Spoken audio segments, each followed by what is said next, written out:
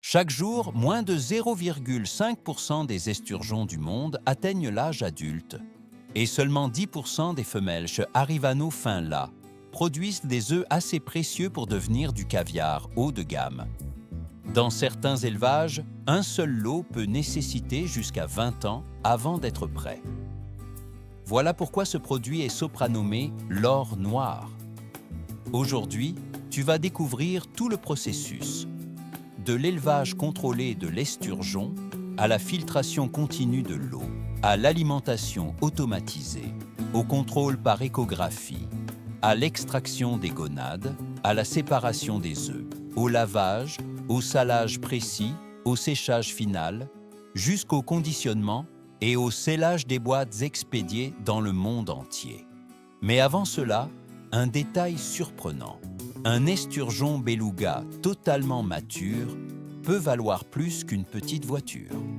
Et tout dépend de la manière dont ces minuscules œufs sont traités, grain par grain.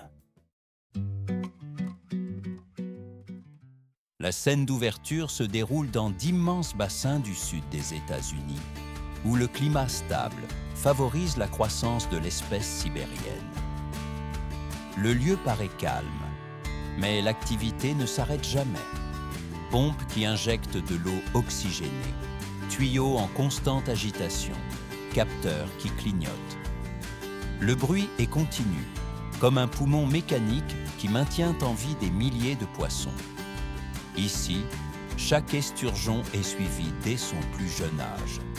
Il reçoit une alimentation riche en protéines pour augmenter sa masse de manière rapide mais équilibrée. Les systèmes informatiques distribuent de petites doses de nourriture toutes les 4 minutes. Pourquoi? Parce que l'esturgeon doit manger lentement, mais pendant de longues heures. Cela réduit le stress et améliore la qualité des œufs, un paramètre qui change totalement la valeur du caviar. En grandissant, les poissons sont transférés dans des bassins plus vastes. Des filets filtrent les déchets. Des bactéries sélectionnées décomposent les résidus toxiques. L'eau circule sans arrêt pour éliminer le dioxyde de carbone et augmenter l'oxygène. L'objectif est de reproduire la vie sauvage, mais sans prédateurs et avec une nutrition idéale. Petite question. Aurais-tu imaginé que le poisson responsable de l'un des aliments les plus coûteux du monde vive dans un système de filtration comparable à celui d'un laboratoire? Après 5 ans, les esturgeons atteignent environ 1 mètre. Ils sont encore loin de produire un caviar d'élite, mais il est déjà possible de valuter le potentiel de chaque femelle. Arrive alors l'étape clé, l'échographie. Comme pour les humains, elle révèle la quantité, la taille et la maturité des œufs. Si les gonades ne sont pas prêtes, la femelle retourne au bassin. Si elles le sont, le processus continue. Les opératrices endorment doucement le poisson avec un gaz léger pour pouvoir le manipuler en toute sécurité. Ensuite, elles retirent soigneusement les gonades et les transportent dans une salle réfrigérée. Et ce n'est que la première étape. Si la vidéo te plaît, laisse un commentaire sur ce qui t'a le plus surpris et clique sur « Y part ». Profitant pour mettre un j'aime et t'abonner. Chaque semaine, de nouveaux contenus dévoilent les coulisses de l'industrie. Maintenant, nous entrons dans la partie la plus technique.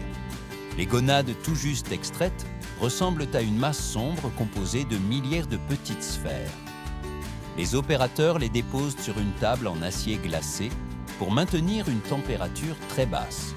La moindre variation pourrait modifier texture, brillance et même saveur finale. La première tâche consiste à séparer les œufs de la membrane.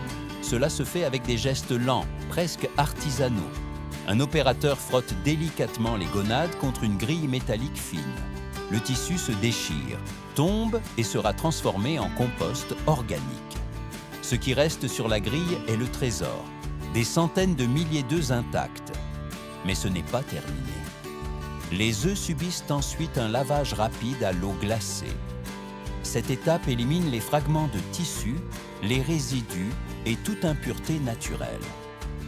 À l'aide de pinces, les morceaux plus grands sont retirés un par un. L'objectif est d'obtenir un ensemble homogène, composé de grains parfaitement réguliers. Tu as remarqué comme le travail paraît simple visuellement, mais exige en réalité une discipline extrême. Une fois lavé, le caviar repose dans un tamis fin. L'eau s'écoule et le volume diminue. À ce moment seulement, il est pesé. Et voici la phase la plus délicate du processus, le salage. La proportion est de 3 à 5% de sel par rapport au poids total. Une précision qui détermine arôme, texture et durée de conservation. Trop de sel ruine le goût. Pas assez réduit la longévité du produit. C'est pourquoi chaque lot recibe exactement la quantité idéale, calculée en quelques secondes par des spécialistes. Le sel est absorbé très rapidement. Le caviar repose ensuite sur de la glace pendant environ 6 minutes, ce qui stabilise la texture et renforce la membrane des grains. Il est ensuite de nouveau égoutté et séché délicatement avec des serviettes en papier. Nous arrivons maintenant au cœur du processus, le conditionnement. La boîte métallique arrive sur la table comme un petit coffre. Chaque grain doit rester intact. La moindre pression excessive, la moindre chute ou un écrasement compromettrait le lot entier. Les opérateurs remplissent la boîte manuellement en pressant doucement pour éliminer l'air entre les grains. Les bulles d'air peuvent provoquer l'oxydation, et l'oxydation équivaut à une perte immédiate de valeur. Une fois remplie, la boîte est fermée avec une large bande de caoutchouc qui assure un scellage total. C'est cette fermeture qui garantit la fraîcheur pendant le transport. Beaucoup de ces boîtes parcourront des milliers de kilomètres avant d'être ouvertes dans des hôtels de luxe, des restaurants prestigieux ou des événements exclusifs. Mais il existe une dernière étape que peu de gens connaissent, le temps de maturation. Certaines variétés de caviar sont conservées quelques jours pour atteindre leur apogée aromatique. D'autres sont expédiées immédiatement. Tout dépend de la taille des œufs, de l'espèce et des demandes du marché. Et maintenant, une question.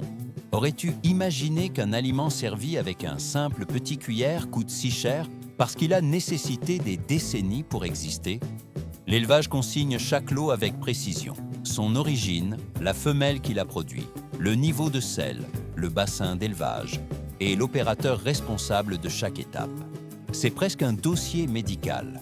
Cette traçabilité totale est indispensable pour le caviar premium.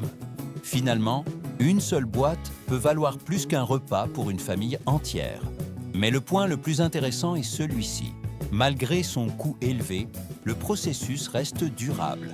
Aucun poisson sauvage n'est prélevé dans la mer Caspienne. L'esturgeon presque disparu trouve dans ces élevages l'occasion de survivre. Maintenant que tu connais chaque étape, de l'élevage au sellage final, il est probable que tu ne regardes plus le caviar de la même façon. Merci d'avoir regardé.